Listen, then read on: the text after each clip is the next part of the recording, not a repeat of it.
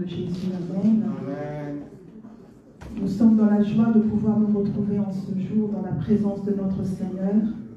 Lui qui permet que nous puissions être en présentiel encore aujourd'hui. Ça devient quelque chose qu'on avait l'habitude de faire, mais qui devient comme une grâce de pouvoir se revoir. Et nous voulons bénir le Seigneur pour ça.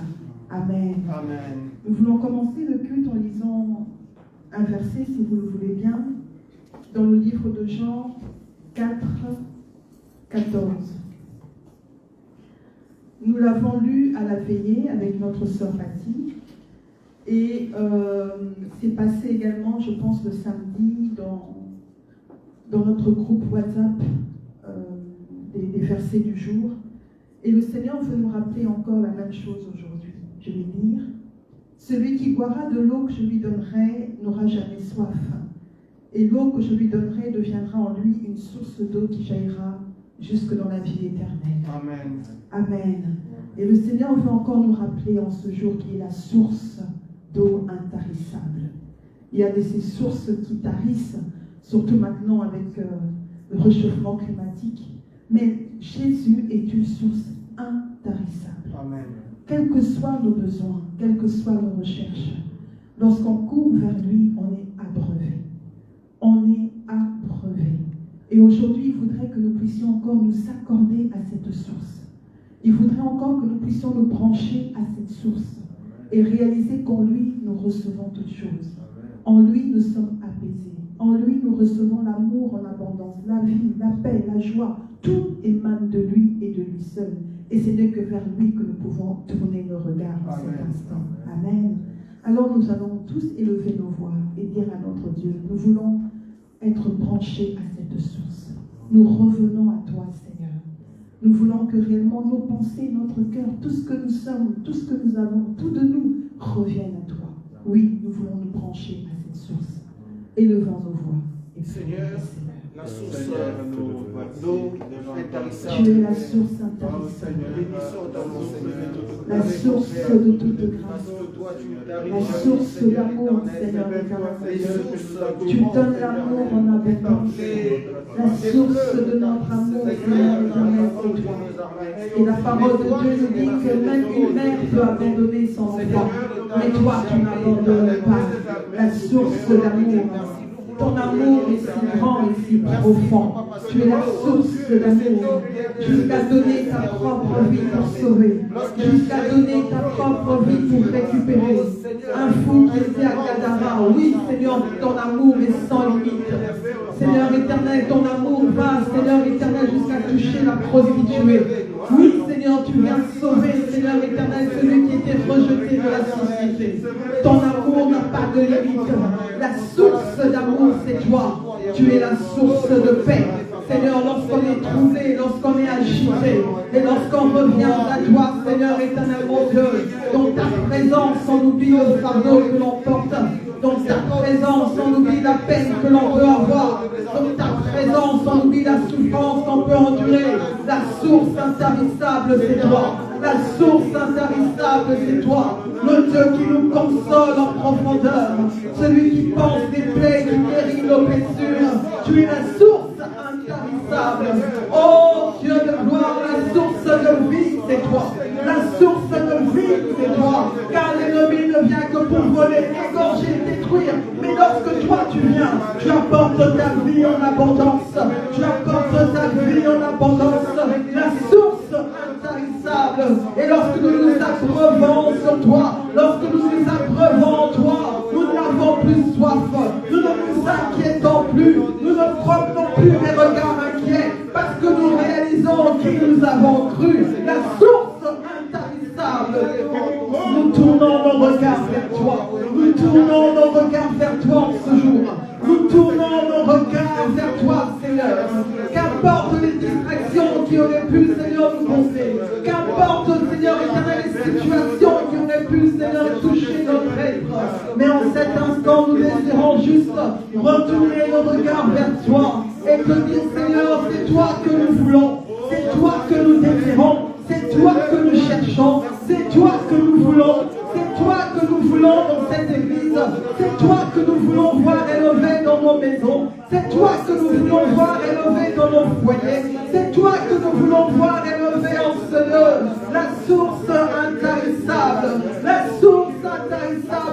toi. C'est toi, c'est toi, c'est toi. La source de nos ressources, c'est toi. La source de nos ressources, c'est toi.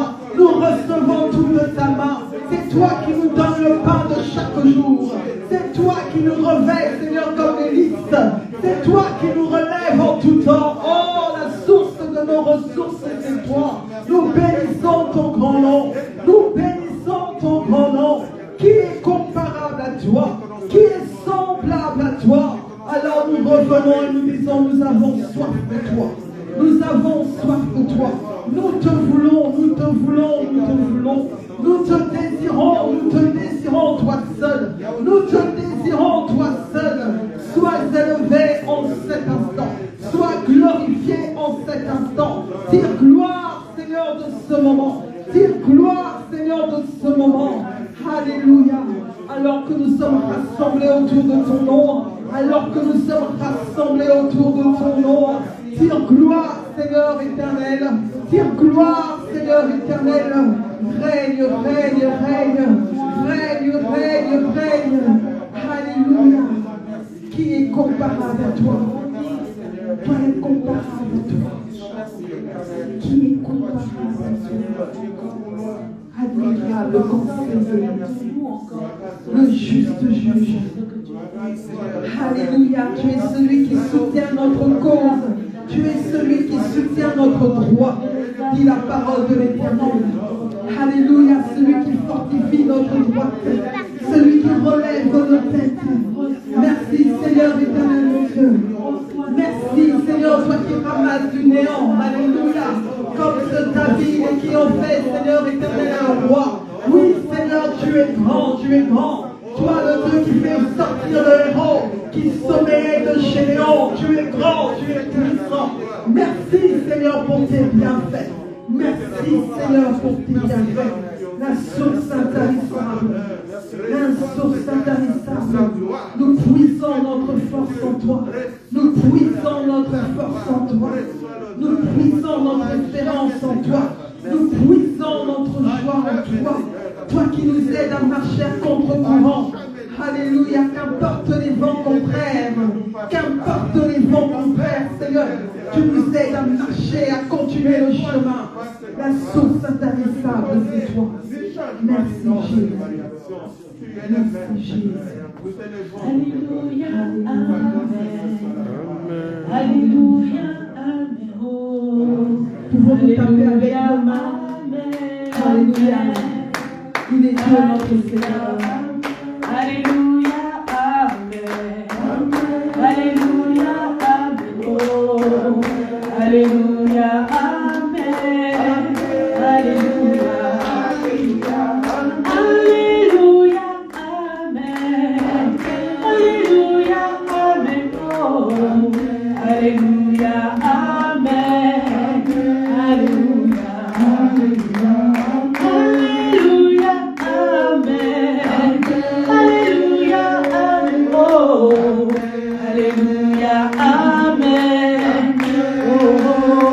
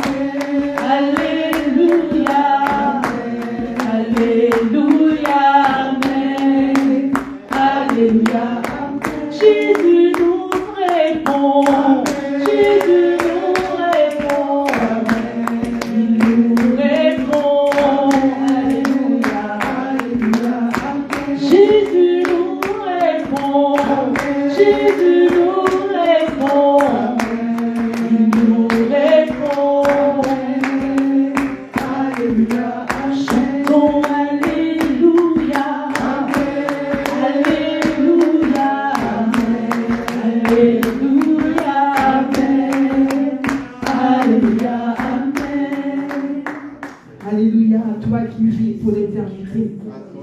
Alléluia, Seigneur, à toi qui était, qui est et qui vient. Alléluia, à toi qui dit un mot et la chose appliquée. Alléluia, à toi qui nous ferait un chemin là où rien n'est fond. Alléluia, toi l'Éternel qui soutient, Seigneur, la vie de tes enfants. Alléluia, toi l'Éternel qui dit que la chose arrive. Tu emmènes à l'existence des choses qui n'existent pas. Tu es le Dieu glorieux, redoutable. Le Dieu étonnant, c'est toi. Le Dieu étonnant, c'est toi. Tu es l'Alpha, tu es l'Oméga. Tu es l'Alpha et toi l'Oméga. Tu mérites à ce que la voix se lève à toi pour te glorifier. Tu mérites à ce que la voix se lève pour te magnifier. Nous n'avons que toi, notre Seigneur. Nous n'avons que toi, notre Sauveur. Nous n'avons que toi, Seigneur, mon Dieu. Oh, Seigneur, mon roi. Aujourd'hui encore, tu es présent, Seigneur. Aujourd'hui encore, tu veux nous faire du bien. Oui, Seigneur, éternel, mon Dieu. Tu es le secours. Je tire encore le condamnement. Tu es notre secours, notre Seigneur. Tu es notre secours et notre Seigneur. Nous n'avons pas de Seigneur éternel. Nous savons que tu es là. Nous savons que tu es là. Nous savons que tu es là. Seigneur, tu n'as jamais jeté l'éponge face à notre situation. Tu n'as jamais jeté l'éponge face à notre situation. Rien de nous ne t'étonne de surprendre. Aucune situation ne te dépasse, Seigneur. Tu as le contrôle de toutes choses. Tu as le contrôle de toutes choses. Et c'est toi qui as le dernier mot. Dans nos vies, tu as le dernier mot. Pour ce que tu as le dernier mot. Seigneur, éternel, mon Dieu, ne t'élever que toi, ne glorifier que toi, ne magnifier que toi et toi seul, que toi et toi seul. Le nom est levé au-dessus de tout nom, le nom est levé au-dessus de tout nom, devant lequel toute chose nous agit, dans les cieux, sur la terre et sur la terre. Tu es Seigneur, tu es Seigneur, nous le confessons, nous le proclamons, nous le proclamons, nous le proclamons, que nous n'est comme toi. Tu es Dieu, tu es notre Dieu, tu es notre Maître et notre Seigneur. Et c'est toi que nous voulons, Seigneur, glorifier, adorer, magnifier, Seigneur. Oui, c'est toi que nous voulons adorer sans cesse. C'est pour toi, Seigneur, que nous sommes encore présents aujourd'hui. C'est pour toi, Éternel, que nous revenons, Éternel. Dimanche après dimanche, Éternel, sans nous laisser, Seigneur, nous écouter. Parce que notre âme reconnaît que tu es Dieu. Notre âme reconnaît que tu es Dieu. Et parce que tu es Dieu, tu es digne de notre adoration, Seigneur, de notre louange. Parce que tu es Dieu, tu mérites la louange de ton cœur, de ton peuple, avec Seigneur. joie, nous venons répondre à ton appel. Nous venons répondre à ton appel. Merci, Seigneur l'Éternel. Nous voici dans ta maison. Nous voici pour te célébrer. Nous voici pour t'honorer. Nous voici pour t'élever. Toi seul, Seigneur éternel. Toi seul, Seigneur éternel. Toi seul, éternel, mon Dieu. Glorieux Jésus. Glorieux Jésus. Glorieux Jésus. Glorieux Jésus. Personne n'est comparable à l'amour. Personne n'est grand comme tu es grand dans nos vies. Personne n'est puissant comme tu es puissant. Personne n'est compatissant comme tu es compatissant. Personne, Seigneur, nous miséricordieux comme tu es miséricordieux. Personne n'en nous comme tu es, Seigneur, comme tu es, oh Dieu. À cause de ton amour, à cause de ta grâce. Merci, Seigneur. Merveilleux, Seigneur. Merveilleux, Seigneur.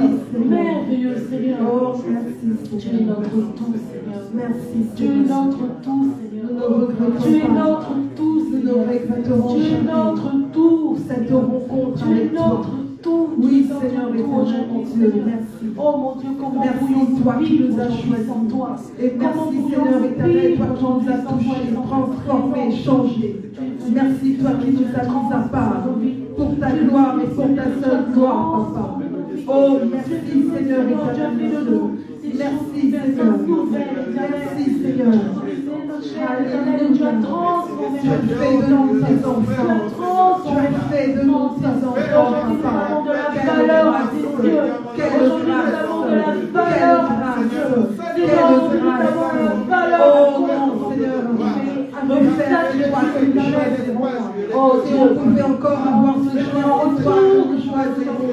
Dieu. aucun autre que toi, aucun autre que toi. Nous voulons marcher à ta suite, pas à pas avec toi, pas à pas avec toi. Nous nous refusons à notre chemin, seul ton chemin, seul toi est ce que tu es. Oh Dieu, qui est donc l'homme qui sont-nous donc Oui, qui sommes-nous donc pour mériter ton amour, Seigneur? Qui sommes-nous donc pour mériter ton attention? Qui sommes-nous donc pour mériter tout, Seigneur? Qui sommes-nous donc que soit seul, Éternel, lorsque nous crions à toi? Qui sommes-nous donc, Éternel, pour que notre voix soit reconnue là-haut dans les cieux? Qui sommes-nous donc pour que nos voix soient reconnues là-haut dans les cieux? Qui sommes-nous donc pour mériter, Seigneur, que tu t'arrêtes pour entendre lorsque, Seigneur, nous crions, Seigneur, lorsqu'on est tombé parmi les gens, on ne peut que te rendre gloire. Lorsque la force et la santé sont renouvelées, on ne peut que te rendre gloire. Pour tout ce que tu fais, pour tout ce que tu accomplis, on ne peut que te rendre gloire. On ne peut que te rendre gloire. Oui, Seigneur, tout t'appartient.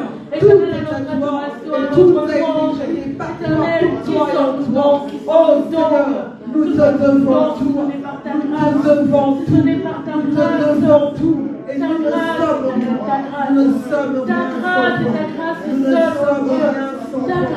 Nous ne pouvons rien sans toi. Nous ne sommes rien sans toi. Nous ne pouvons rien sans toi. C'est toi la force qui nous vient. C'est toi le soutien de chaque jour. Oh, lorsqu'il n'y a plus personne, c'est toi qui es là. Lorsqu'il n'y a plus personne, c'est toi qui es là. Lorsqu'il n'y a plus personne, tu es là. Tu es là, Seigneur, tu es là. Chaque jour, tu es là. Seigneur, dans le travers de notre bouche, tu es là, présent chaque jour et à chaque instant. Jamais tu le sommeil, jamais tu ne dors. Et tu veilles sur ton peuple éternel. Tu veilles sur ton peuple éternel. Tu veilles sur ton peuple éternel. Oh Seigneur, mon Dieu, pour glorieux. Un Dieu aussi fidèle que toi. Un Dieu aussi fidèle que toi. Un refuge aussi fidèle et solide que toi, Seigneur. Tu es notre seul refuge. Tu es notre seul refuge. Tu es notre seul abri, Seigneur. Tu es tout ce dont nous avons besoin, Seigneur. Tu es tout ce dont nous allons demander à la sœur Annie de bien vouloir élever sa voix et d'adorer son Dieu. Nous allons nous accorder à sa prière.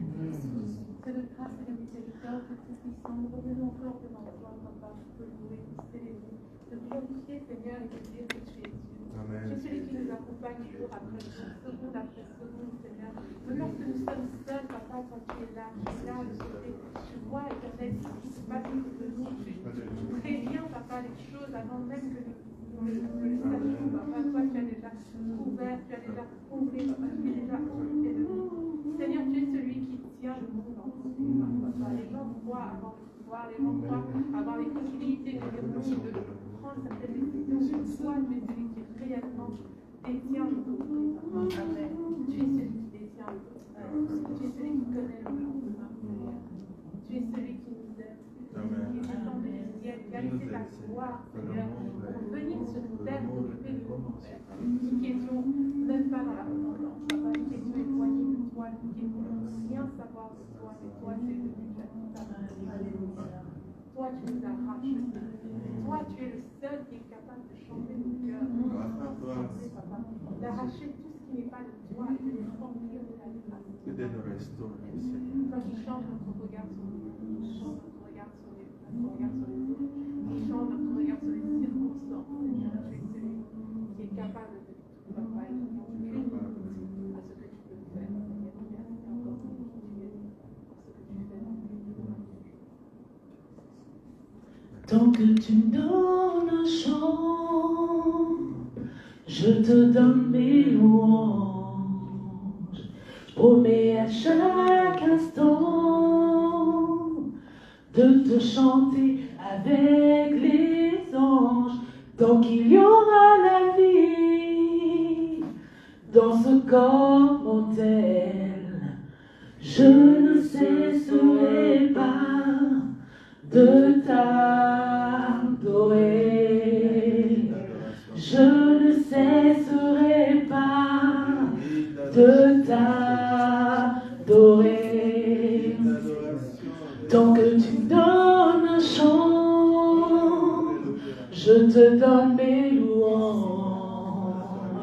Je promets qu'un instant peut te chanter avec les anges, tant qu'il y aura la vie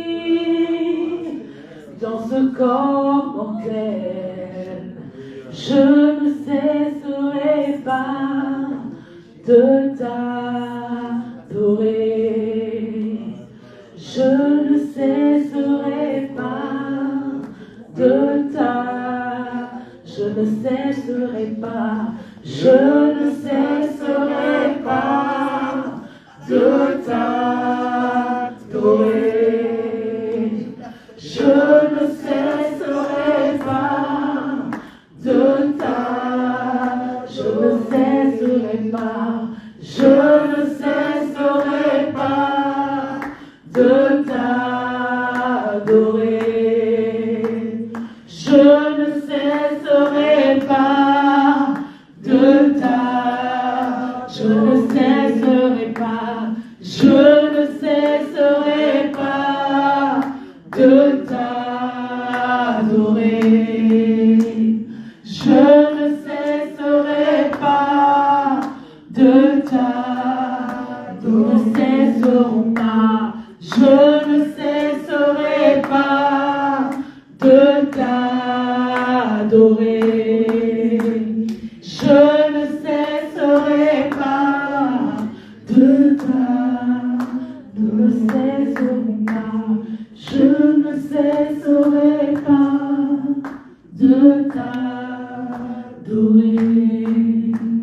Je ne cesserai pas de t'adorer.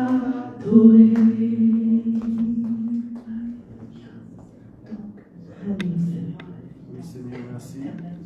Tant que nous aurons la vie, Seigneur, tant que tu nous donneras un chant, Seigneur, de Dieu, éternel, nous n'arrêterons pas, Yahweh, Seigneur, à cause de ton esprit qui vit en moi, Seigneur, toi seul habite en moi. Seigneur, nous ne cesserons pas d'élever nos voix pour te glorifier. Nous ne cesserons pas d'élever tant que tu mettras ce chant dans nos cœurs.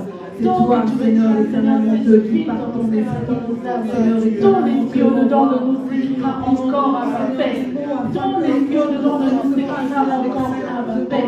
Ton esprit, Seigneur, au-dedans de nous s'écrira encore à ma paix. Abba, notre Père. Oui, ton esprit au-dedans de nous te célébrera encore, te louera encore, te magnifiera encore. Oui, te célébrera, Seigneur, que tu es Dieu. Oui, ton esprit au-dedans de nous, éternel.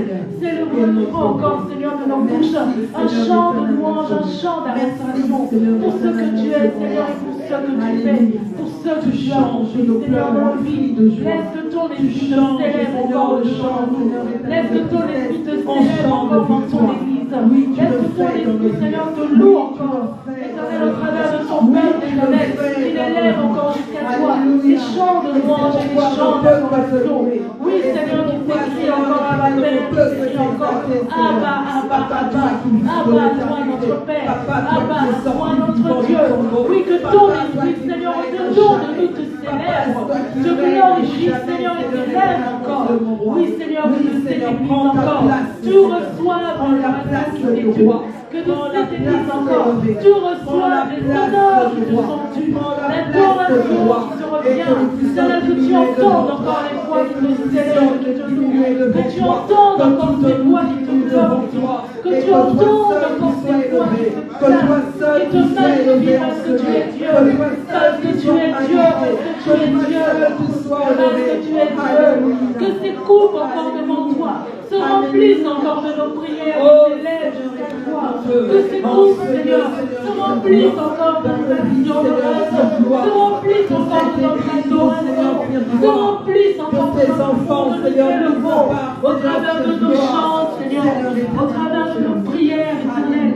Oui, Seigneur, que tu reçoives encore ce qui t'est dû, que tu reçoives encore ce qui te revient, mon Dieu. Oh, reçois ce qui t'est dû, reçois, Seigneur,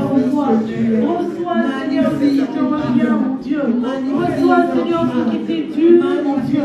Reçois ce qui te revient, reçois ce qui t'est dû, reçois ce qui te revient, Seigneur.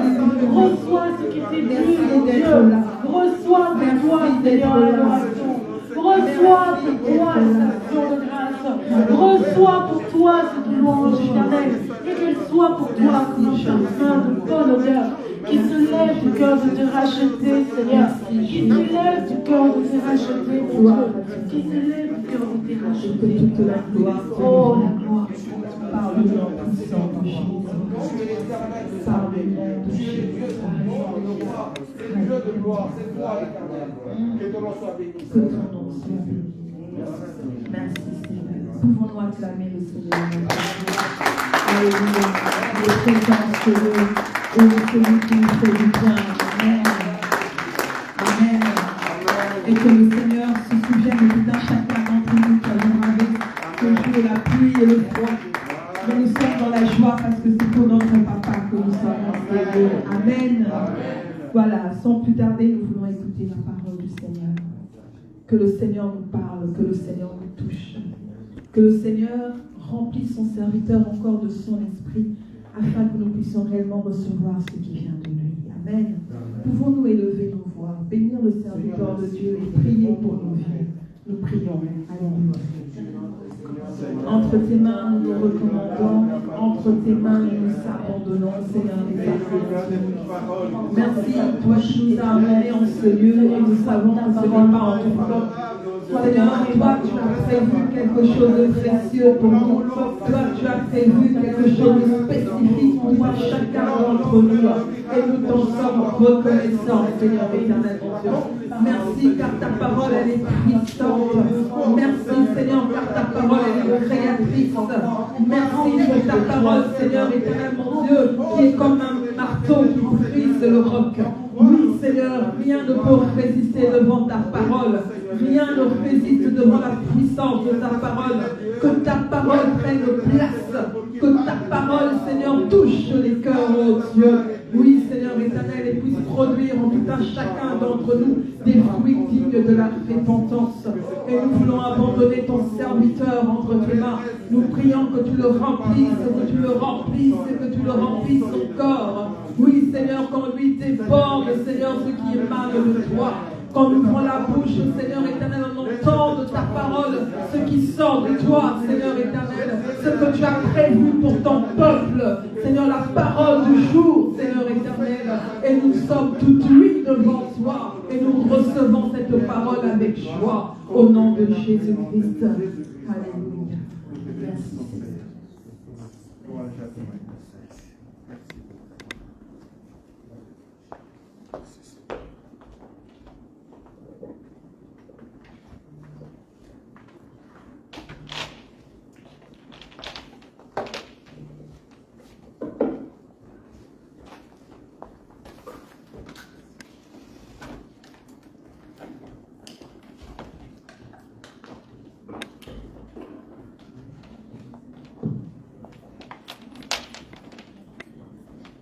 Bonjour, shalom et bienvenue à toutes et à tous dans notre réunion de ce dimanche après-midi.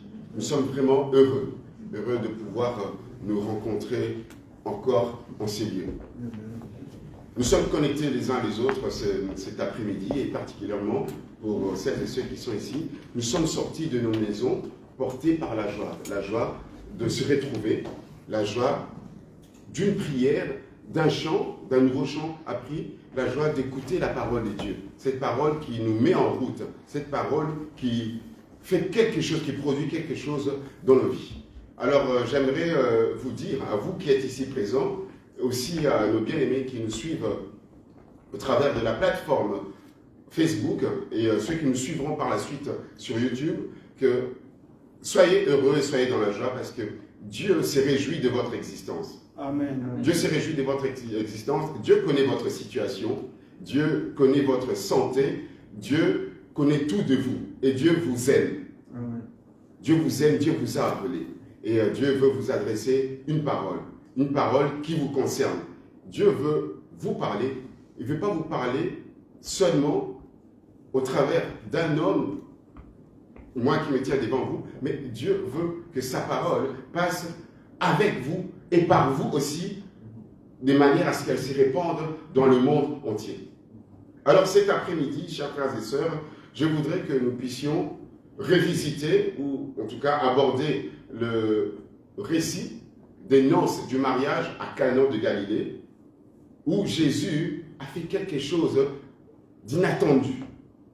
Je vous invite à prendre vos Bibles dans l'évangile de Jean, chapitre 2, du premier verset au verset 11. Nous allons faire la lecture et puis je vais prier. Jean, chapitre 2, premier verset au verset 11. Cela va être projeté avec la version Lucélion, et je vais lire spécialement dans une autre version, la version Octobre, afin que nous puissions comprendre déjà petit à petit ce que le texte a à nous dire. Or, le troisième jour, il y eut une noce à Cana de Galilée, et la mère de Jésus était là. Jésus lui aussi fut invité à la noce ainsi que ses disciples. Comme le vin manquait, la mère de Jésus lui dit, « Ils n'ont pas de vin. » Mais Jésus lui répondit, « Que me veux-tu, femme? Mon heure n'est pas encore venue. » Sa mère dit au servant, « Quoi qu'il vous le dise, faites-le. » Il y avait là 6 jarres de pierre destinées aux purifications des Juifs. Elles contenaient chacune des 2 à 3 mesures. Jésus dit aux servants, « Remplissez d'eau ces jarres. » Et ils emplirent jusqu'au bord. Jésus leur dit, « Maintenant, puisez et portez-en au maître du repas. » Ils lui en emportèrent. Et il goûta l'eau devenue vin. Il ne savait pas d'où il venait, à la différence des servants qui avaient puisé l'eau. Aussi, il s'adresse au marié et lui dit, « Tout le monde offre d'abord le bon vin, et lorsque les convives sont gris, le moins bon. Mais toi, tu as gardé le bon vin jusqu'à maintenant. » Tel fut, à Cana de Galilée, le commencement des signes de Jésus. Il manifesta sa gloire et ses disciples crurent en lui. Parole du Seigneur. Ô Éternel, ta parole est une lampe à nos pieds, une lumière sur les sentiers de toute notre vie. Nous voulons que tu nous parles, Seigneur. Parle à chacun d'entre nous. Instruis-nous, Seigneur. Transmets-nous ta volonté. Quel est ton conseil pour nous? Individuellement, quel est ton conseil pour ton Église?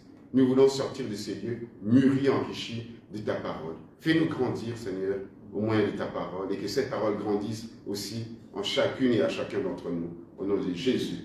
Amen. Amen.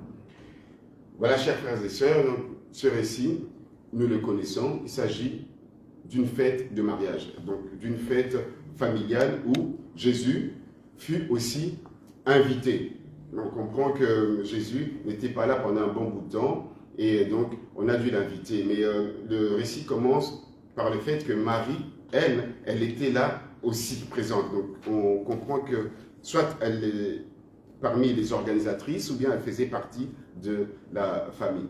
Puis on nous parle d'un maître du repas, qui est un peu comme l'organisateur, le maître des cérémonies, comme beaucoup de jeunes d'entre nous, nous les voyons, en tout cas surtout les sœurs, qui deviennent des wedding planners, qui organisent les mariages, l'heure où les mariés vont faire leur entrée, à quelle heure il faut commencer à manger, à quelle heure il faut commencer à danser. Donc c'est un peu tout cela. Donc c'est quelque chose qui ne nous échappe pas, c'est quelque chose que nous vivons, que nous avons dans notre réalité quotidienne. Mais ce qui est important ici, chers frères et sœurs, c'est que le récit commence avec ces mots. Or, le 3e jour, il y eut une noce à Cana de Galilée et la mère de Jésus était là. Comme je vois qu'il y a beaucoup de jeunes, il y a des préados, des ados, j'aimerais aussi que nous puissions participer. Ici, on parle d'un 3e jour. Avant de vous demander de faire un autre calcul, le 3e jour, pour vous, pour nous qui lisons la Bible, ça nous renvoie au commencement. Quand Dieu a créé les cieux et la terre. Le 3e jour, on sait que c'est ce jour-là où Dieu a redonné la fécondité, qu'il y ait de la verdure qui sorte pour nourrir les bétails, donc qu'il y ait donc des arbres fruitiers, de l'herbe, que tout cela pousse. Et parmi les jours de la création, c'est le seul jour où il est répété 2 fois que Dieu a trouvé que c'était bon. Alléluia. C'est le seul jour, au 3e jour, où on voit qu'à 2 reprises, Dieu a dit que c'était bon. Les autres jours, Dieu ne le dit qu'une fois, en refrain. Alors, pour les Juifs, c'était devenu aussi une habitude de célébrer les mariages le 3e jour. Mais cela ne nous satisfait pas lorsque nous lisons ce texte. Comme je suis quelqu'un qui aime le texte et le contexte, alors j'aimerais que nous puissions ensemble calculer comment est-ce qu'on arrive au 3e jour et est-ce que par là, y a-t-il un 2e et un 1er jour dont il est question? Alors si nous revenons un peu en arrière dans Jean, chapitre 1er, nous allons voir déjà, si vous pouvez lire, alors j'aimerais que ça soit interactif, si quelqu'un peut déjà lire Jean chapitre 1er verset 29, une autre personne, Jean 1er verset 35, une autre verset 44, et puis on vient de lire déjà Jean chapitre 2, le 1er verset. Vraiment que ça soit interactif, et je vais demander, en tout cas aux plus jeunes d'entre nous, de nous dire, d'après les calculs que nous ferons, si on tombe à quel jour précisément. Jean 1er verset 29. Encourageux. Encourageux dans la salle. Jean chapitre 1 verset 29. Jean chapitre 1 verset 29. Le lendemain, il vit Jésus venant à lui et il dit, voici l'agneau de Dieu qui ôte les péchés du monde. On va s'arrêter là. Donc, l'évangile des Jean commence par le prologue où on expose au commencement était la parole était Dieu, et la parole, donc, s'est faite chair et venue habiter parmi nous. Après, c'est le témoignage de Jean-Baptiste qui commence. Et maintenant, on commence à compter les jours. On dit le lendemain. Le lendemain, pour vous, les jeunes, c'est quel jour? Le jour après-demain. C'est le jour d'après. Le jour d'après. Donc, c'est en chiffres 2. On retient le 2e jour. Alors, le verset 35. Un autre volontaire, s'il vous plaît? Une sœur? Oui. Jean était encore là avec 2 de ses disciples. Le lendemain. Donc, on arrive au 3e jour. Alors, le verset 44. Le verset 44. Philippe était à Bethesda, de la ville d'André et de Pierre. Le verset 44. Jean 1, 44. Oui, c'est bien ça. Ben, reprends alors le verset 43. Alors, on descend. Le lendemain, Ah oui, 43, oui. Jésus voulut se rendre en Galilée. Oui. Il rencontra Philippe et lui dit, suis-moi. Ok. On arrive à quel jour?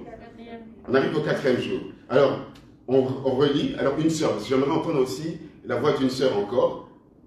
Jean 2, verset 1, que nous venons de lire. On vient de faire la lecture. J'ai fait la lecture. Jean 2, 1. Jean 2. Oui. Mais une sœur. 3 jours après, il y eut de noces à Cana, à Galilée. La mère de Jésus était là. Voilà. Donc, 3 jours après. Donc, quand on fait le calcul, on tombe. Il y a beaucoup qui ont des problèmes de mathématiques à l'école. Hein. On tombe au 7e jour. Donc, voilà. En fait, donc, il y a 2 façons de lire ces premiers versets. Donc, on nous indique que c'est le 3e jour, mais c'est le 3e jour après tous ces jours-là qu'il a pris soin déjà de citer. Le lendemain. On arrive au 7e jour. Pourquoi? Parce que Jean a, dans sa manière d'écrire, en vue d'expliquer un certain nombre de choses qu'il met au nombre de 7. Ici, il s'agira des 7 signes de Jésus dans tout l'évangile de Jean. Et au verset 11, on a vu déjà que c'est le commencement des signes. Donc, le commencement dans le sens où c'est le premier des signes. Dans d'autres versions, c'est toujours écrit le premier des miracles de Jésus. Mais Jean a en vue plus qu'un miracle, un signe. Un signe nous rapporte à quelque chose dont on doit saisir le vrai sens. Et donc, ce jour-là, qui, dans l'esprit, ou bien spirituellement, c'est un jour où on se prépare à entrer dans la communion, dans le repos avec Dieu. C'est aussi, si on doit le garder, le 3e jour, le jour où ça nous renvoie à nous chrétiens qui connaissons un peu la Bible, aux jeunes qui suivent l'école du dimanche, au 3e jour de la résurrection, de la manifestation de Jésus ressuscité. Mais pour les Juifs, le 3e jour, à l'époque de Jésus, puisqu'il n'était pas encore ressuscité, c'était aussi les jours de la théophanie. Vous entendez souvent des prédicateurs parler de la théophanie, c'est de la manifestation de Dieu. Alors, quand Jean écrit que le 3e jour, les gens étaient en attente. Okay? Le 3e jour, on sait que c'est le jour de la manifestation de Dieu. Quand vous lisez Exode, chapitre 19, lorsque Dieu a donné le don de la loi, de la Torah, c'est-à-dire la transmission de sa volonté, de sa parole, il avait dit aux gens de se préparer. Et le 3e jour, c'est à ce moment-là qu'il descendra. Et le 3e jour, Dieu s'est vraiment manifesté. Il est descendu sur la montagne en Égypte, au Sinaï, et il y a eu des tremblements, il y a eu des éclairs, des tonnerres. Il y avait vraiment la théophanie, la gloire de Dieu qui s'est manifestée.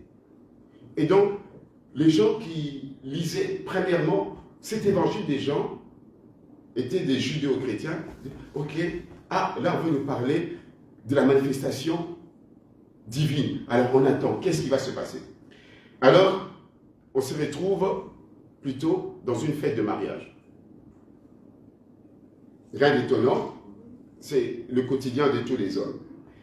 Jésus fut aussi invité, et sa mère était là. Mais il y a une chose qui est survenue, c'est que le vin manquait. Et la mère de Jésus lui dit, ils n'ont pas de vin. Alors, l'inspiration de ce message m'est venue, en tout cas le lundi. Le lundi, nous étions en prière à l'intercession. Je vous invite vraiment à venir. Alors, il y avait une parole d'exhortation, une parole prophétique de l'officiant de la sœur qui conduisait de notre maman. Elle a parlé de ces textes et Dieu m'a dit, ça sera ça ton message. Alléluia. Alors, elle développait magistralement bien au sujet de la prière, de la demande de Marie à Jésus. Et donc, en lisant et en réalisant, alors j'ai compris un certain nombre de choses. D'abord, Marie, elle n'est pas nommée comme Marie, mais nous savons qu'elle s'appelle Marie, on l'appelle simplement la mère de Jésus. Elle vient dire à son fils que le vin commence à manquer. Quoi de plus normal, parce qu'à l'époque, c'est un peu comme dans certaines coutumes en Afrique, la fête de mariage se faisait en plusieurs jours. C'est normal que quand vous fêtez en plusieurs jours, qu'à un moment donné, si vous ne savez pas assurer la prise en charge des invités, la nourriture et de la boisson, ça va manquer. Mais là, bizarrement, c'était quelque chose d'inattendu. Parce qu'il y avait un organisateur. L'organisateur savait déjà ce qu'il avait prévu. Quand on organise, on doit prévoir. Organiser, c'est aussi prévoir. Vous savez que pour tel nombre d'invités, pour tel nombre de jours, je dois avoir autant de quantité de boissons et autant de quantité de repas. Quelque chose est survenu. Alors, Marie, l'ayant constaté, vient le dire à Jésus. Mais alors, la manière dont elle est venue dire à Jésus, ils n'ont pas de vin, Jésus a réagi directement en lui disant, mais femme, que me veux-tu? En tout cas, dans la version de Tob, c'est que me veux-tu, femme? Ou bien, qu'y a-t-il entre toi et moi? Mon heure n'est pas encore venue. Alors là, j'aimerais vraiment vous assurer que ce n'est pas une parole méprisante. Beaucoup pensent que c'est une parole irrespectueuse. Comment on peut appeler sa maman femme? Tout simplement, chez les Orientaux, à l'époque de Jésus, c'était une forme de respect, d'affection, d'appeler sa maman femme. Parce que même à la croix, quand il agonisait, après être crucifié, il dit, femme, voici ton fils. Donc il n'y avait rien de méprisant. Je ne sais pas si c'est en araméen, c'est difficile à traduire. Même les commentateurs de la Bible du Seigneur ont difficile à traduire la pensée, la façon de concevoir la relation entre mère et fils de l'époque dans notre langue à nous, en français. Mais c'était quelque chose qui montrait de l'affection, le fait d'appeler Marie, sa maman, femme. Mais seulement, c'est qui était une réponse assez un peu problématique, c'est la manière dont on peut dire qu'il a voulu la remballer. C'est comme si votre maman vous demande quelque chose. Oh, mais maman, j'ai pas envie, je ne le sens pas, je ne vais pas le faire. Mais je sais que vous ne le faites pas parce que vous êtes bien éduqués. Et puis à l'école, maman Martine et tata Annie vous ont appris les bonnes manières. Alléluia. Voilà, donc là, Jésus est en train simplement de lui faire comprendre quelque chose. Mais Marie, c'est la fille de la promesse. Elle sait qui est Jésus. Elle connaît les promesses angéliques à son sujet. Mais comme toutes les mamans qui sont ici, elle avait cette impatience féminine, maternelle, de voir son fils déjà devenir leader et faire quelque chose selon la promesse. Elle a voulu pousser son fils. Mais voilà, donc je sais, on m'a dit, je sais, Dieu ne ment pas, Dieu est fidèle. Voilà, je te soumets. Alors Jésus, juste pour préciser, mettre les choses au clair, lui dit non, mon heure n'est pas encore venue. C'est aussi un moment pour tirer une leçon dans notre façon d'adresser nos prières au Seigneur.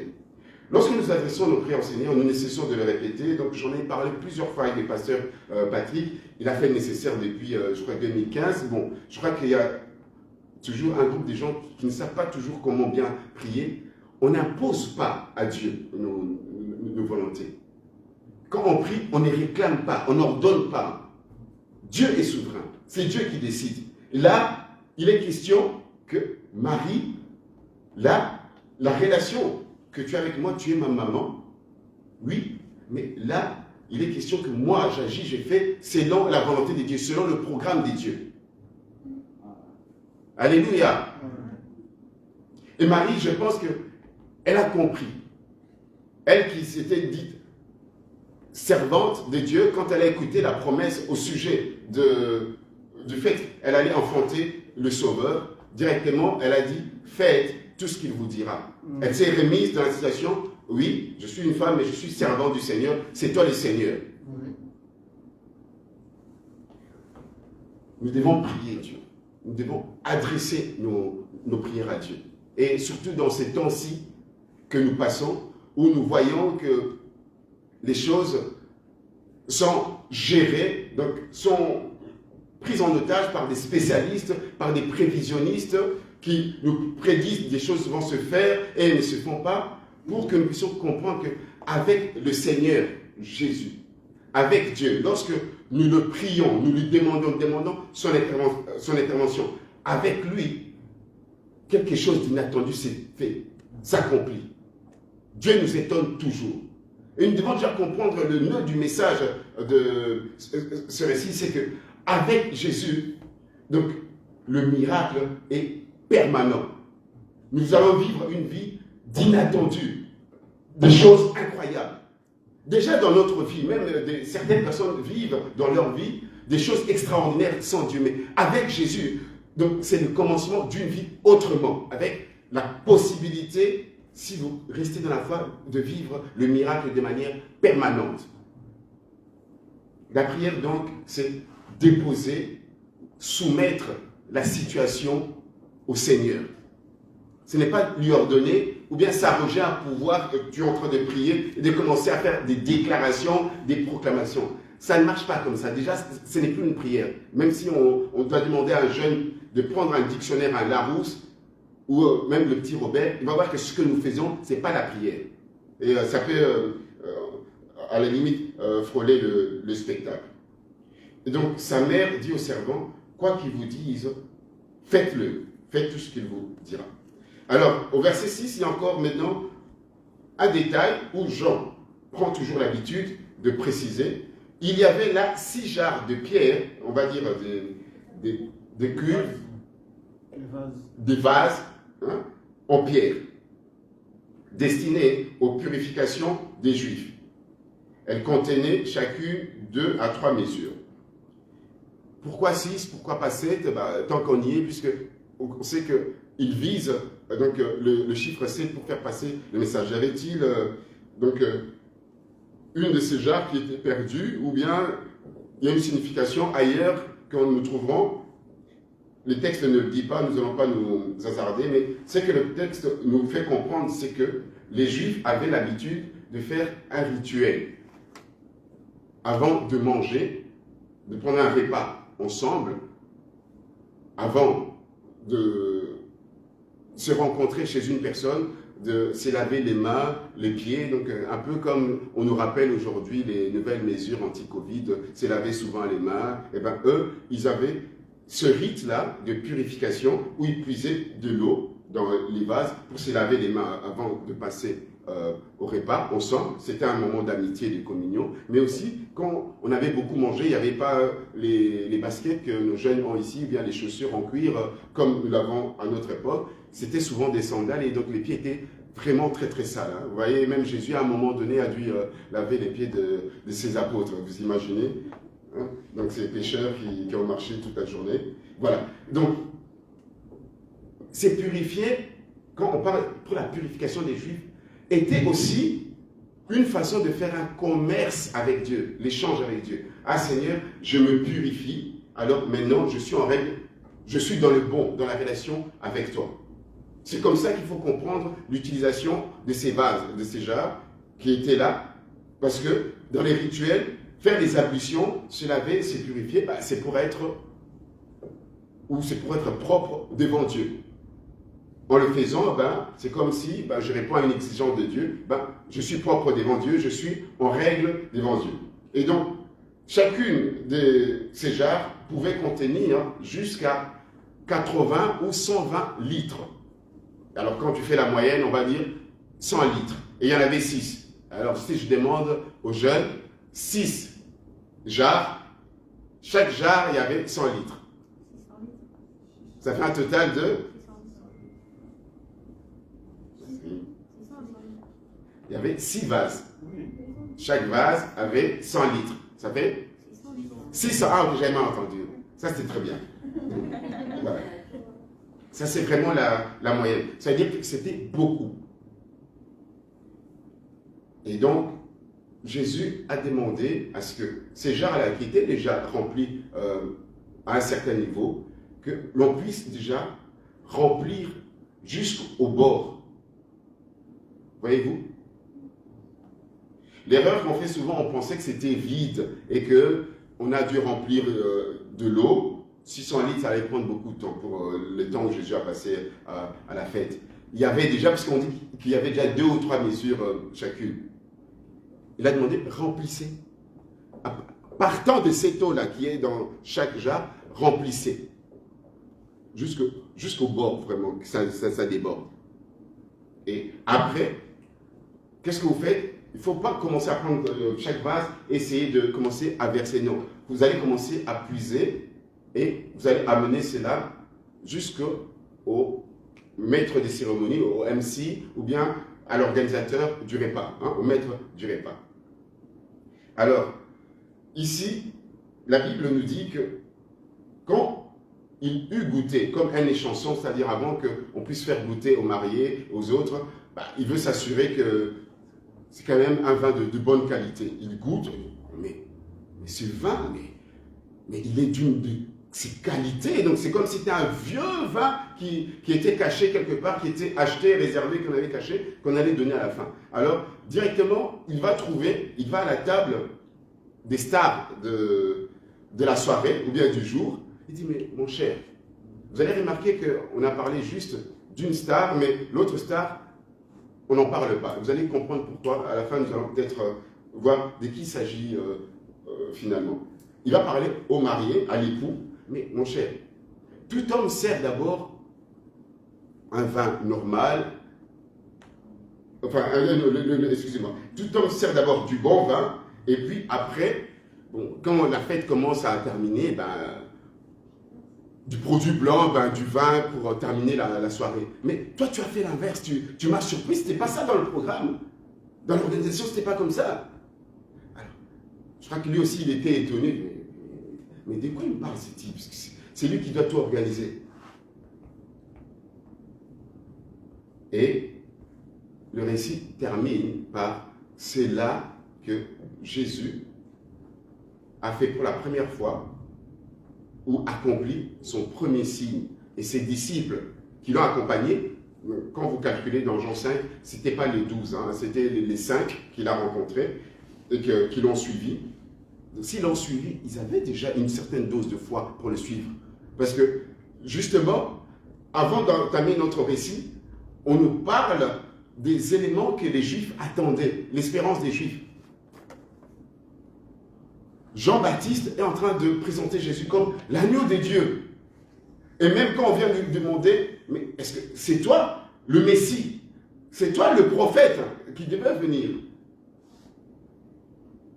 Non. C'est quelqu'un d'autre.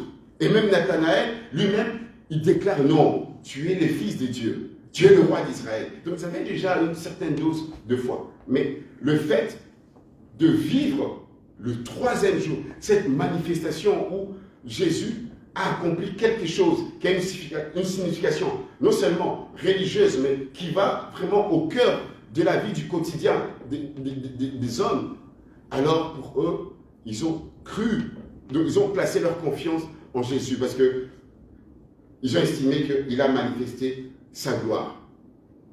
Alors, on parle de vin, et qu'est-ce que ce message a à nous dire à toi et moi, à vous qui nous suivez? Qu'est-ce que nous pouvons faire de ce message? Comment même le transmettre en rentrant à nos amis, aux membres de notre famille? Donc, ce message est que le Seigneur Jésus, lorsque nous l'invitons dans nos vies, lorsque nous l'invitons, quelque chose se produit, quelque chose se passe. Il y a un commencement. Peut-être que mon message va toucher plutôt beaucoup de jeunes. Il y en a plusieurs qui ont été baptisés, et peut-être même des plus âgés. Vous avez déjà reçu Jésus, vous avez invité Jésus dans votre vie, mais peut-être pour le moment, vous voyez que Jésus ne sert de rien pour l'instant, il ne fait rien encore. Mais, à un moment donné, vous allez vivre des choses inattendues, des choses incroyables, des choses merveilleuses. Vous allez vivre que Jésus, c'est le miracle permanent dans votre vie. Et vous aurez le même réflexe que moi, vous en aurez marre du déterminisme rationnel, des prévisionnistes. Non, avec Jésus, les choses se font autrement, ça se passe autrement. Nous l'expérimentons déjà dans notre Église. Nous avons des exemples, même dans le domaine médical, de santé des gens.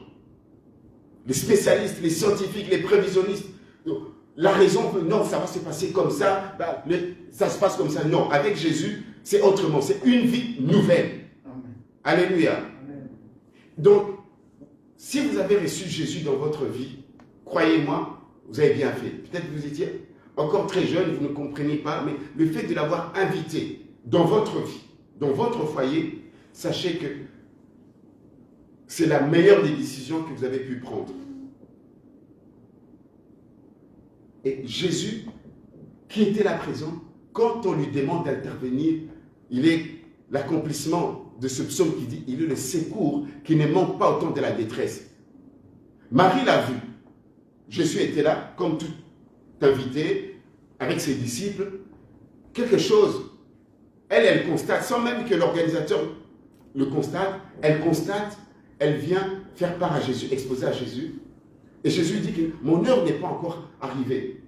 L'heure de Jésus, chers frères et sœurs, c'est l'heure de sa pleine glorification que nous retrouvons dans Jean 7, Jean 8, dans Jean 12. Il s'agit de sa mort donc, à la croix. C'est à partir de la croix que Jésus estime que c'est là qu'il commence sa glorification. Le fait d'être suspendu à la croix, il commence à être glorifié. Enterré, il ressuscite, il monte au ciel, il est assis à la droite de Dieu, et il est là, à la droite de Dieu, avec toute sa gloire, il est en train de suivre les cas de tout un chacun, de défendre mon frère ici présent. Mon frère, c'est son coupable, mais il le défend auprès de Dieu. Ma sœur est là, dans sa situation, dans ses problèmes, il défend son cas, et c'est cela l'heure de sa glorification. Mais, comme le Seigneur aime notre existence, comme il nous connaît, alors il peut pour vous anticiper les choses. C'est ce qui s'est passé. La prière amène le Seigneur à anticiper les choses. Alléluia. C'est pour ça que quand on vous invite à prier le lundi, le jeudi, même vendredi dommage, nous n'étions pas comme auparavant dans notre veillée de prier. Quand il faut prier, priez. Priez et priez bien. considérer Dieu comme notre Père à qui on expose la situation, pas à qui on commande de faire exécuter les choses.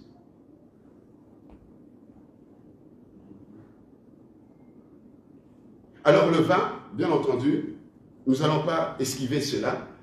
Le vin, tout comme l'eau, ont un symbolisme religieux. L'eau symbolise la vie dans la Bible. L'eau, c'est le commencement de la vie, c'est la source de la vie. Et l'eau aussi, dans son symbolisme, a pour propriété, a pour faculté de purifier, de rendre pur, de laver. Mais le vin fait partie du fruit qui vient de la terre, vient de la vigne. Et le vin, son symbolisme, c'est la joie, la fête. C'est aussi le roi qui donne, c'est-à-dire c'est le don du roi ou bien du suzerain, du maître de la terre, qui offre à ses vassaux, à ses serviteurs, la possibilité de partager un moment de joie avec eux. Et un moment de joie pour eux. Mais le vin est aussi le symbole de la malédiction. Parce que lorsqu'on est addict et qu'on se donne à l'ivresse, le vin devient alors le symbole de la malédiction qui va s'abattre sur une personne. Mais ici, dans ce contexte, le vin symbolise la joie, la fête, le don du vrai roi. Voyez-vous, dans le psaume 23, dans la deuxième séquence, où le suzerain accueille David comme son hôte pour dresser une table et commence à lui donner à profusion à boire. Et il lui donne même de l'huile qui descend sur sa tête.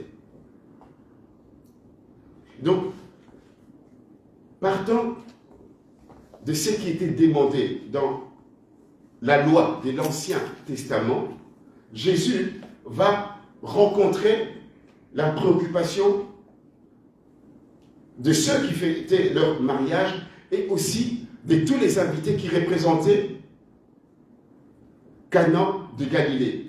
Parce que le mariage, c'est une question de publicité sociale. Un mariage n'est jamais privé.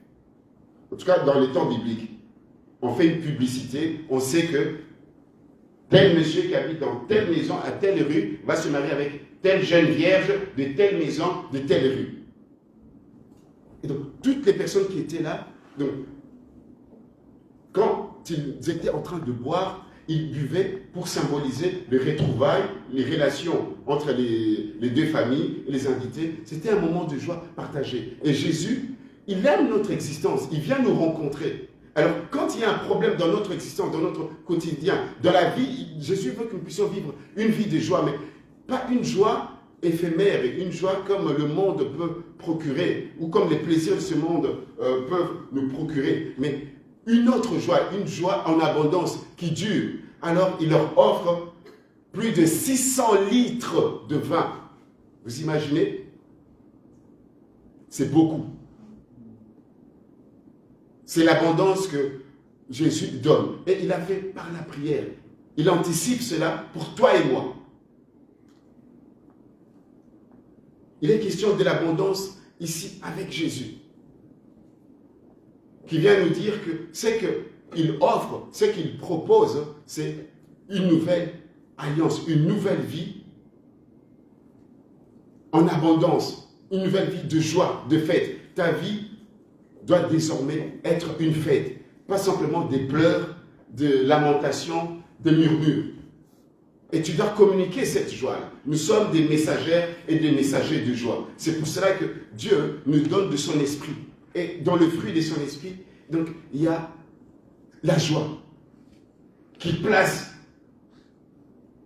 dans nos cœurs, dans nos vies, afin que nous puissions la propager, que nous puissions être des personnes qui contaminent les autres avec la joie, quelle que soit notre situation.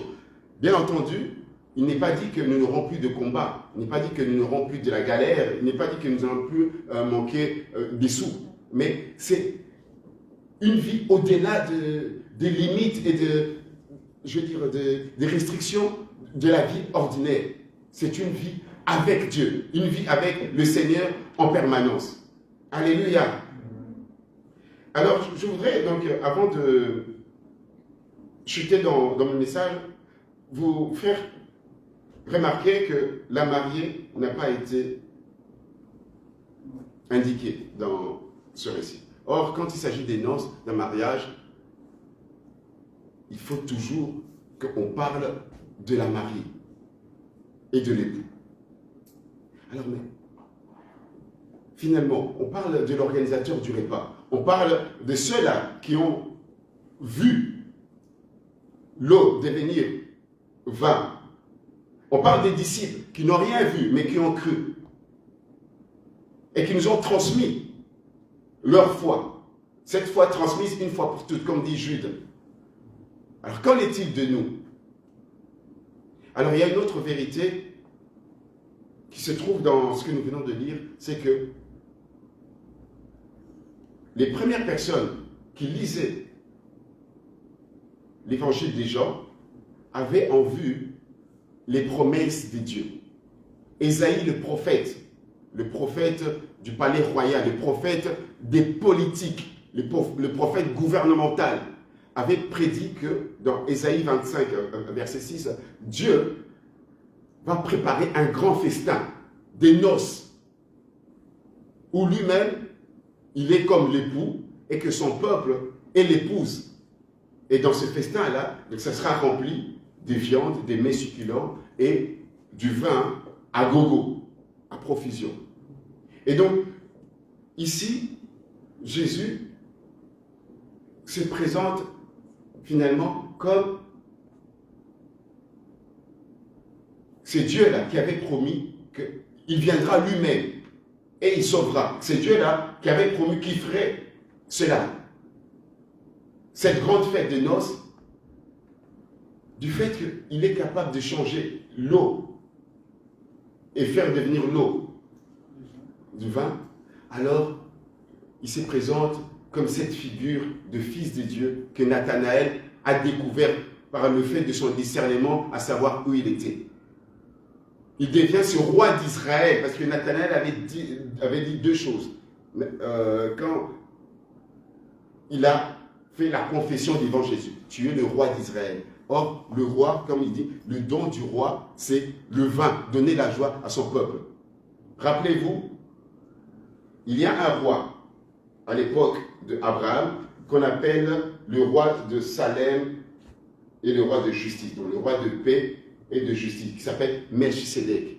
Étant roi, quand il voit Abraham, il s'est réjoui de l'existence d'Abraham. Il s'est réjoui du fait qu'Abraham est élu de Dieu, qu'Abraham est en route vers la terre promise. Et Abraham, vainqueur des chefs tribaux qui sont ligués contre lui, alors il lui propose le pain et le vin. Voyez-vous? Le fait que Jésus ait fait cela, alors ça nous permet de comprendre justement ce qui a été dit au chapitre 1er. Il est véritablement le roi d'Israël. Il est véritablement le fils de Dieu. Parce que c'est le festin de l'époux. Mais les pharisiens ont demandé aussi à Jean-Baptiste, es-tu le Christ, es-tu le prophète?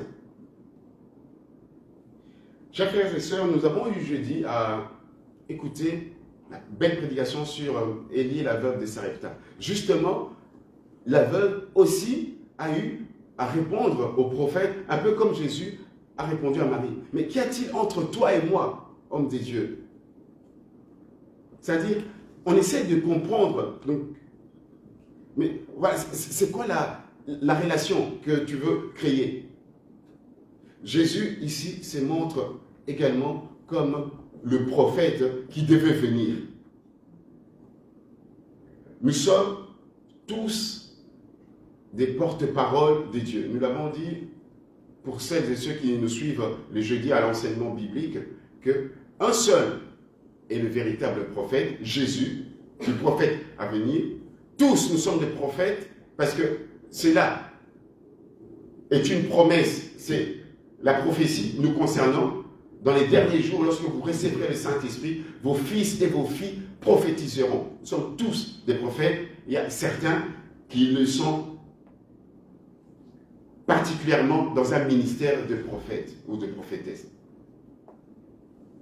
Jésus, déjà, dès ici, accomplit toutes les paroles d'espérance ou bien les prières d'espérance que la nation attendait.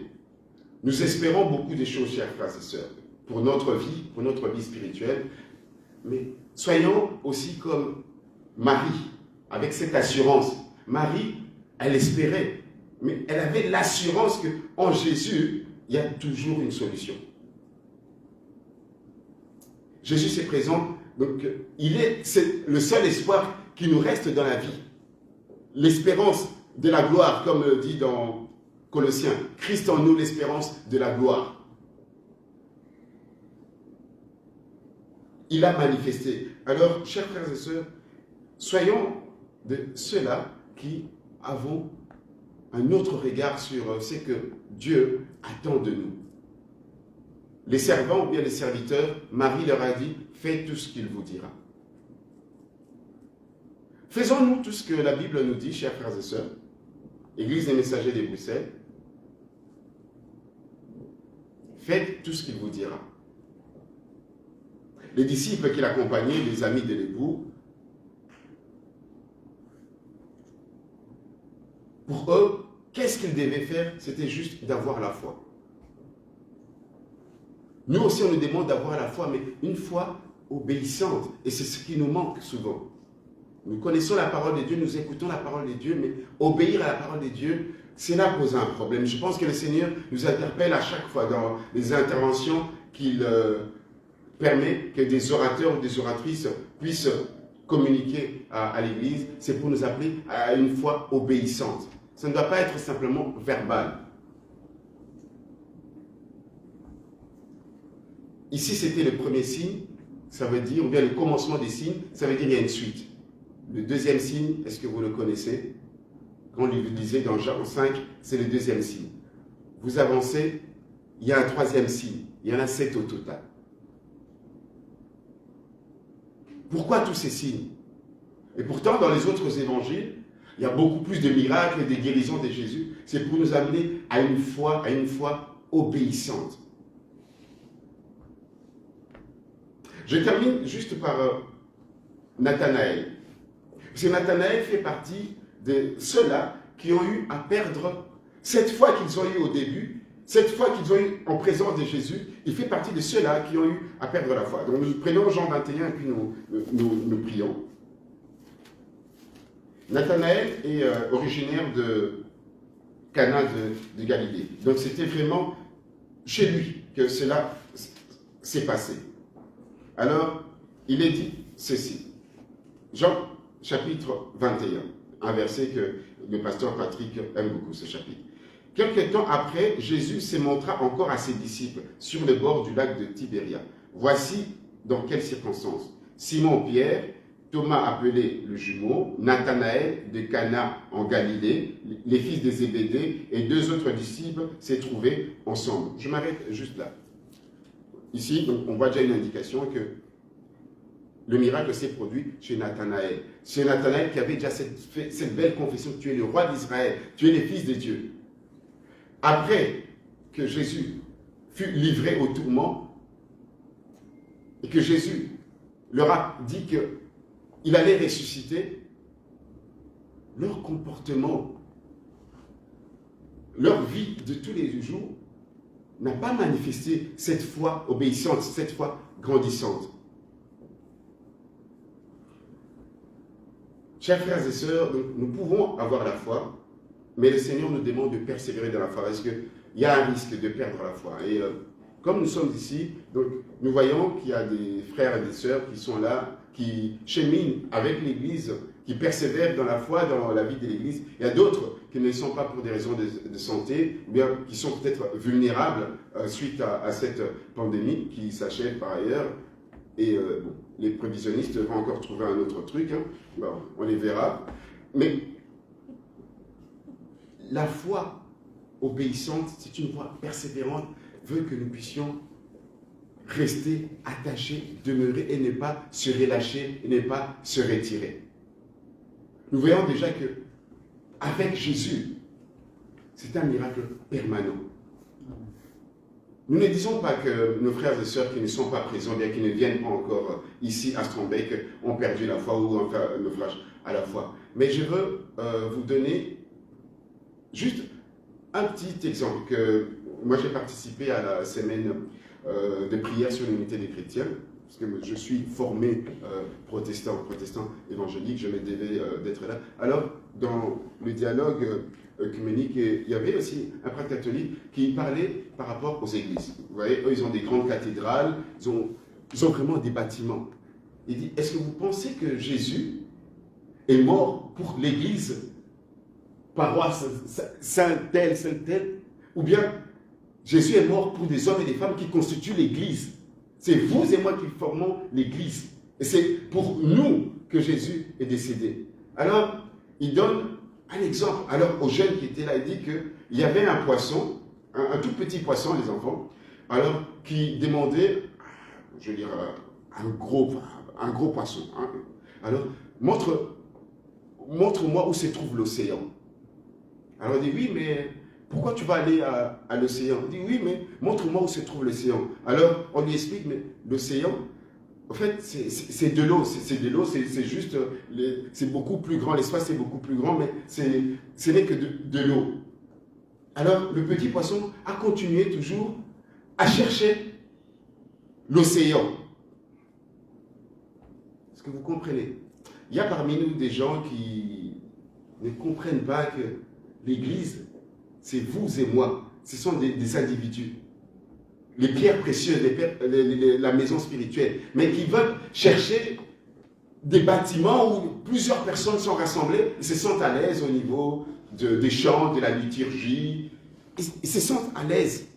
Et pourtant, nous avons déjà vu que c'est Jésus-là que nous venons de lire le récit, ce qu'il a fait à Canaan. Il avait déjà produit cette joie en vous et moi qui sommes ici présents, même en vous qui nous suivez en ligne, cette joie-là d'être connectés les uns les autres, cette joie de venir pour chanter, pour prier ensemble, pour écouter la parole en présentiel et même en distanciel. C'est une joie que seul le Seigneur peut produire parmi ses enfants. C'est comme si le vin, nous étions étourdis, donc enivrés de vin. Alléluia. Voilà, donc je veux vous inviter vraiment à prier. Bien entendu, donc peut-être pour nos universitaires, hein, les gens qui sont un peu très rationnels, effectivement, je n'esquive pas l'histoire de vin. Si c'était une boisson enivrante, le texte le dit, c'était un vin qui était enivrant. Mais le sens du message n'est pas là. C'est un signe. Les signes nous poussent à chercher à voir la signification. Qu'est-ce que ce récit a à nous dire? Ça nous dit par rapport au fait que avoir Jésus dans sa vie, ça change tout. Donc, ça veut dire que l'invité, c'est une vie incroyable. Même si, au début, les convives, le maître des cérémonies, ne voyaient pas l'utilité de Jésus, mais plus tard, je pense, quand ils ont appris cela, ils ont vu que les choses ont changé, une situation inattendue s'est produite, et la fête s'est terminée autrement. Amen. Nous allons nous lever, nous allons prier, nous allons chanter et prier. Vraiment, j'aimerais que celles et ceux qui ont une voix, vraiment que vous puissiez porter vos voix pour que nous fassions ces chants et après nous prions. Tu es là au cœur de nos vies et c'est toi qui nous fais vivre. Tu es là au cœur de nos vies, bien vivant, oh Jésus. Jésus, tu es là au cœur de nos vies, et c'est toi qui nous fais vivre. Tu es là au cœur de nos vies, bien vivant, ô Jésus-Christ. Je viens dans ta présence. Mon cœur a soifé de toi. Chantons avec l'équipe des louanges. Je m'attends à toi. Je m'attends à toi, Père. Je viens dans ta présence. Mon cœur a soifé de toi. Je m'attends à toi.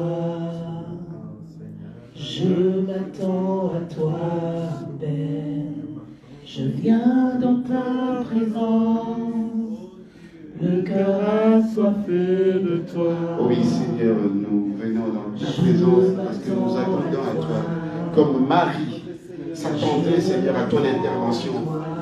Oui, Marie, Seigneur, notre Dieu, avec cette assurance que tu peux faire quelque chose. Tu peux faire quelque chose pour mon frère. Tu peux faire quelque chose pour ma soeur. Tu peux faire quelque chose de nouveau pour ton Église. Seigneur, là où il y a le manque, toi, tu viens combler. Oh, Seigneur, nous sommes venus à toi parce que c'est toi, le Dieu des miracles. Le Dieu qui nous étonne toujours. Le Dieu qui nous surprend.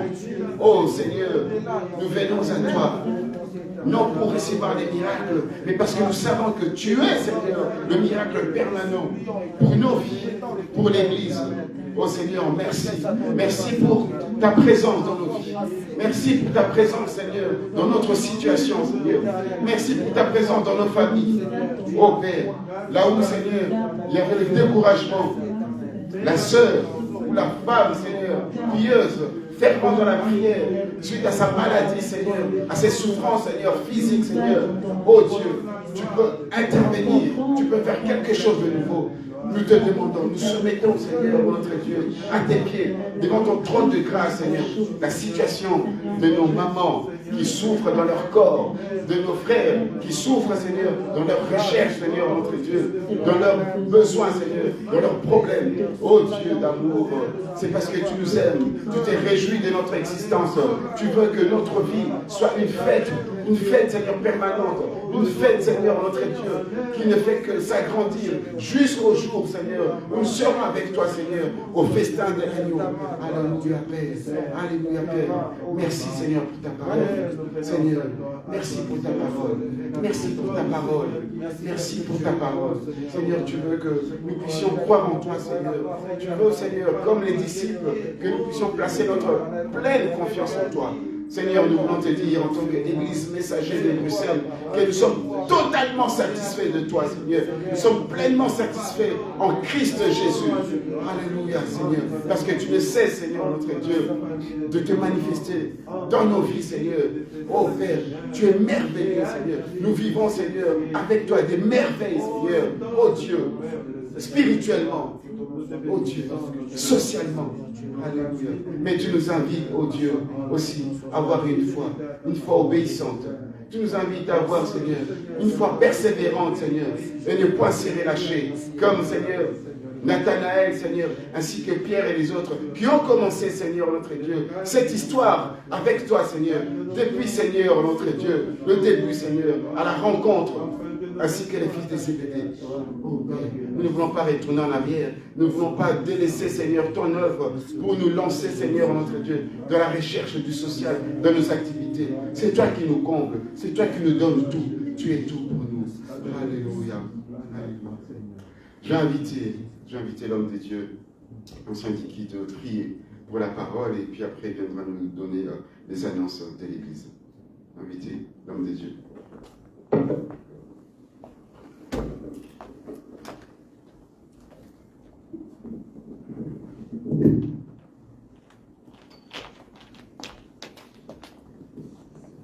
Père, nous bénissons ton nom encore pour des moments magnifiques comme ça que nous passons en ta présence. Nous te disons merci, ô Éternel, parce que quand toi tu es là, la paix est là. Quand toi tu es là, la joie est là. Merci pour ces messages, ô Papa, parce que je sais que chacun de nous a reçu sa part. Éternel, avant de commencer ces messages, nous t'avons demandé, ô Papa, de préparer nos cœurs, de nous rendre réceptifs, de nous rendre enseignables. Oh Papa, merci pour cette parole. Merci, ô Éternel, parce que je sais que cette parole qui a été sémée dans nos cœurs va produire du fruit. Merci, ô Éternel, cette parole va nous orienter encore, va nous diriger encore, va nous remettre sur le droit chemin. Des choses que nous ne faisons pas bien, ô Éternel. Par ta grâce, je sais que tu vas nous conduire. Nous bénissons ton nom, Papa, d'être avec nous, de nous accueillir à la montagne sainte avec toi. Père, nous voulons également bénir l'ancien Eric. Ô Éternel, que tu puisses remplir son dépôt. Père, étends ta main sur lui, tu connais ce besoin. Surprends-le dans le nom de Jésus-Christ. Éternel, je te dis merci pour ton Église, dans le nom de Jésus-Christ, que nous t'avons ainsi prié. Amen.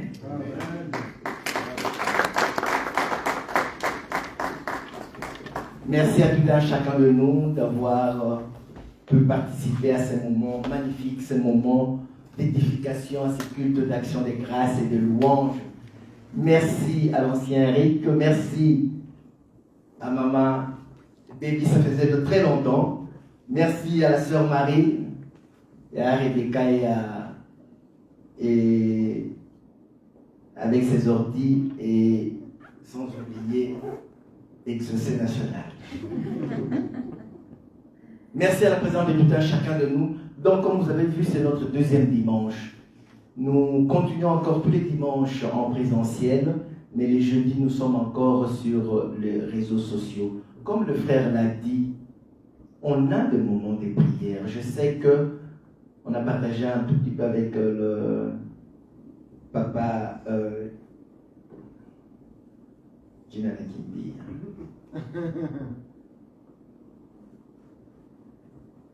Papa Jean-Jacques. C'est tellement que ça fait longtemps que nous sommes occupés durant nos journées. Mais il y a quand même des moments où nous pouvons passer dans la prière. Tout le lundi, c'est gratuitement, il suffit juste d'ouvrir votre GSM.